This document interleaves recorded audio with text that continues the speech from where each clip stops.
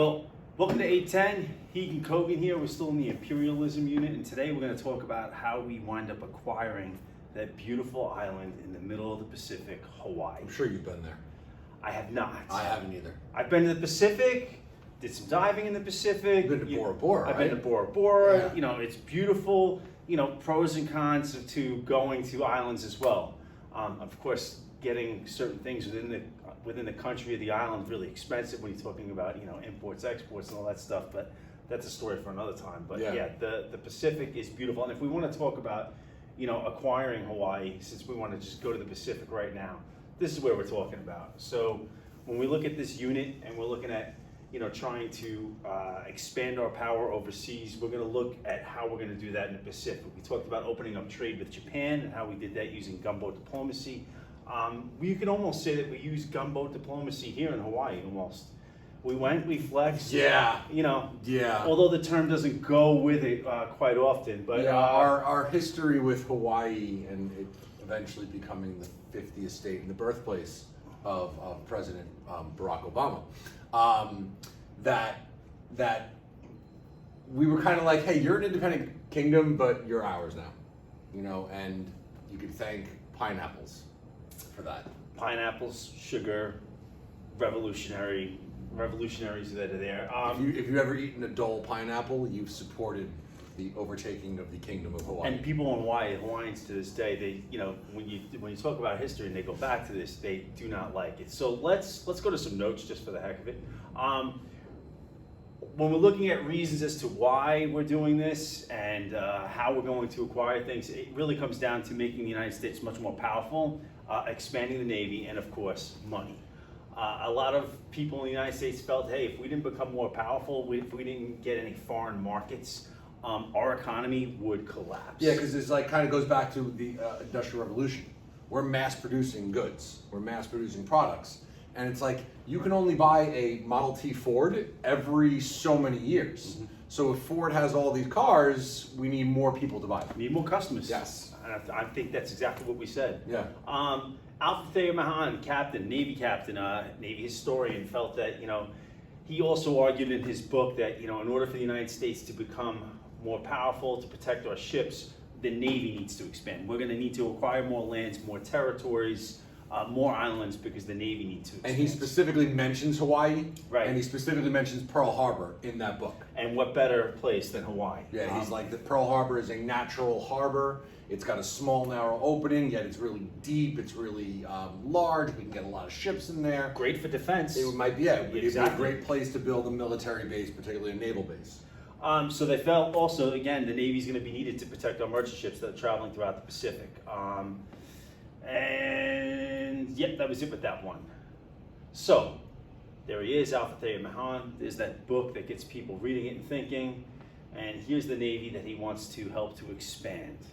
Now, when it comes to that whole expanding the Navy and expanding the United States, we're going to annex Hawaii.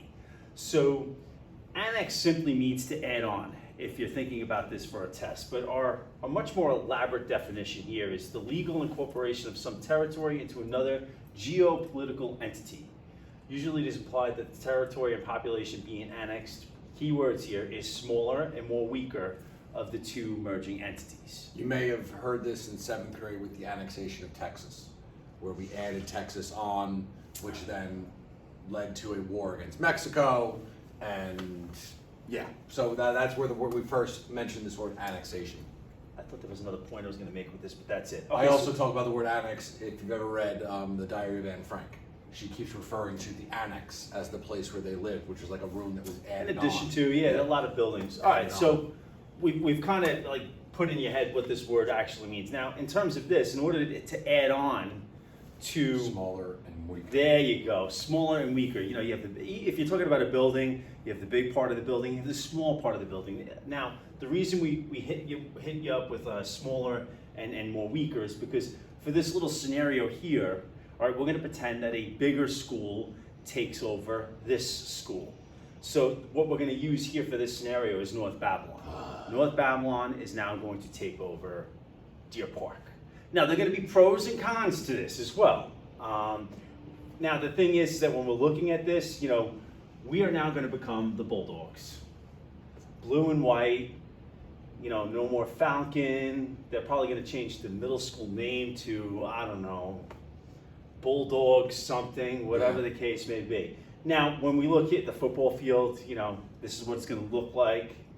The uniforms are going to change as well. Now, when it comes to this, if we're going to do this think, pair, share that we're normally doing here, are there pros and cons to this then? We would definitely be better at sports. Yeah. More students, better athletic program.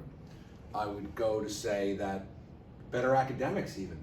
You're taking the smartest kids from one school, the smarter kids from another school. So now how many kids do you have trying out for basketball? Oh my God, I normally have like 80 to 100 now. So now double that. You're going to have like 200. Yeah. And then how many people do you keep? Like 15. 15. Yeah. So here's the disadvantage to that. If you're the 13th, 14th, or 15th guy that might normally make it, now that you have, about over 100 to choose from at this point, those guys, the bench warmers like myself, have no chance. The academic whatsoever. competition, if you're like vying to be in the top 10 graduating class, and again, you're number 8, right? Now you're bringing over to the top 10 from another school, you might get pushed from 8 down to 14. We have any more pros to this? No. All right, let's talk about the cons. Yeah. I do, while this does look cool, I've become very attached to the Falcon. You even have it on your shirt. Our colors, I like the colors. I like the building, the culture of the building. Oh my gosh. Yeah. We're a really cool community. Yeah, we are. Without a doubt. So those are certain things that other things that might change, our Spirit Week would probably look different. The jukebox thing that you do in December Our would probably look homecoming different. parade. Yep. With the floats, going to be different. It might not be down Deer Park Avenue anymore. It might be down like Phelps Lane. Oh. Yeah. Even coaching, right?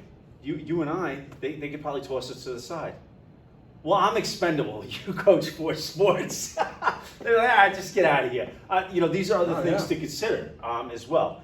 Now, even our teaching positions might become expendable. We're not expendable. So anyway, when you're looking at the whole annexation part, there are pros and cons to this. So, for Hawaii, if we're looking at pros and cons, you now have the backing of a government. What will be the strongest military in the world. Absolutely. You're going to have a military presence is there as well. The indigenous people live in Hawaii, though. When you're looking at some cons, your culture is now going to change. We throw out the word indigenous people, think Native Americans in the United States. But again, when we look at some benefits of Hawaii, beautiful beaches. That's what we think of today because everybody thinks of Hawaii. They think of tourism. The main feature or the main reasons why they wanted it during this particular time period has to do with sugar and, of course, pineapples. All right. So, Dole, how do we get it? Bob Dole? Bob Dole. Bob Dole with his pen. So, it's rich in soil, warm in climate, plentiful rainfall, allows for farmers to grow crops all year round. Now, this is the farmers as well. A lot of them are going to be American. You're also going to have American missionaries who are there as well. They're not going to be liked to be ruled by the Queen Liliuokalani. Say that again 5 times fast. Yeah, exactly. Try and spell it 5 times faster. You did have a lot of American missionaries who were going over there to convert the Hawaiians or indigenous people to Christianity. Now, if you stop right there, this is like history repeating itself with like the Spanish. Yep. Because the Spanish come to the New World, settled specifically New Spain in the Caribbean area because of the warm climate, fertile soil. They could grow sugarcane down there. It's repeating. Then we see those missionaries like Bartolome de la Casa coming over trying to convert Native Americans to Christianity. Who winds up saying, hey, you know what, don't use them as slaves, use Africans as slaves.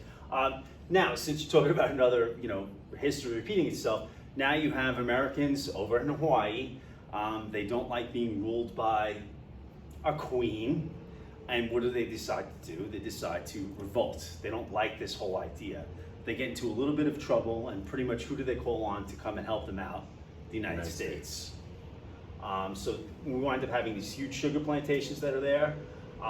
As the industry grew, so did their power. And then what winds up happening is that when they're rebelling against the Queen, they call in the United States. And what do? They show up with these huge ships. They show up with the Marines. It's a coup d'etat. Right. It's really what it is. And when you're thinking about that, here you have the indigenous people in Hawaii. The United States shows up with their ships, with their Marines. Again flexing. And do they want to fight? Without a doubt, no. So the Queen gives up a throne, and Hawaii pretty much just winds up becoming part of us. Yep. There she is, the former queen. And when we look here, you got the sugar It's production. like yeah, we annexed Hawaii, boom. Yep. We're mass producing sugar. Again, a pro. By the 1980s, Yep. then we've got new markets, cheaper labor elsewhere in the world. I wonder what the tourism chart would look like. Oh, through the roof. You know, again, when we're looking here, if we're talking about the United States acquiring more territories, we've probably compared it to the United States to being a business or a corporation, or if this is a game, I think you brought up, what was that game? Game of Thrones. Or That game. Risk, or what's the other one? Oh, Risk. Risk. World, You know. total world domination. Here we have the United States, you know, again, playing a game. What I love about this, they're playing chess. Could be England, I believe, over here. Probably, yeah. You know, and they're playing a game of chess, but they're using different pieces of different cultures around the world. And if you look at it in terms of body language, this is great, you know. This guy over here looks pretty defeated.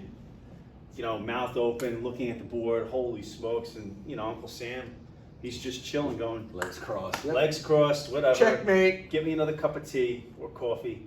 And that's pretty much it. Are we missing anything? Nope. Okay, we'll see what their next move is then. Thanks for watching.